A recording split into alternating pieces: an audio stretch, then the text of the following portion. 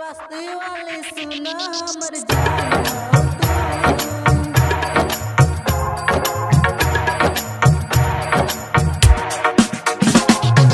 DJ Amit Tiwari अपहर singer Krishna star बस्ती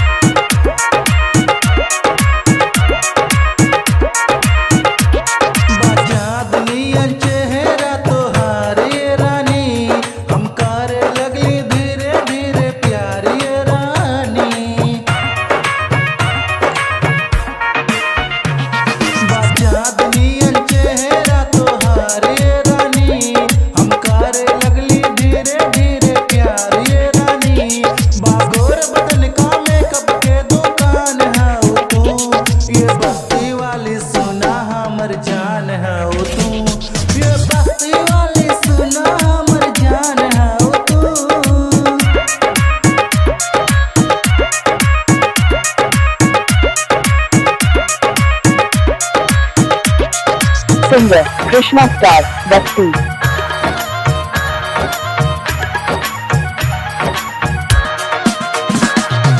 DJ Amit Tiwari अपहर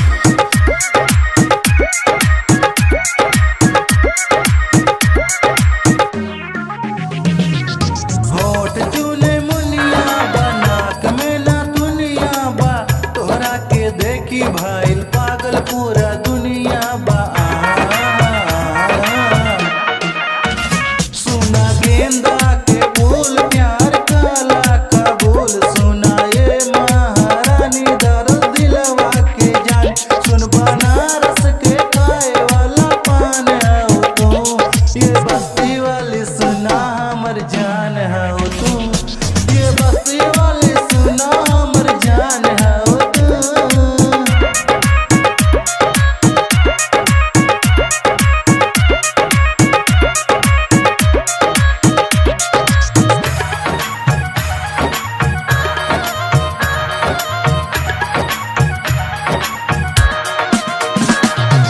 DJ Amit Tiwari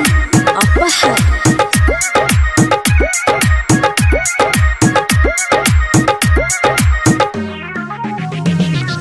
बस्ती में रहेलू मजा खूब करेलू कृष्णा नी सदवा से बोला काहे जा रेलू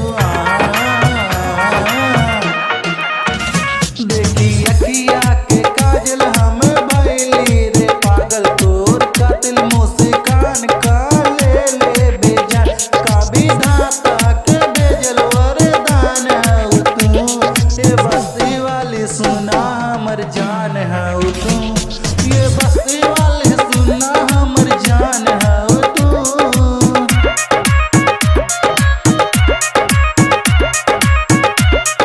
सिंगर कृष्णा स्टार बस्ती।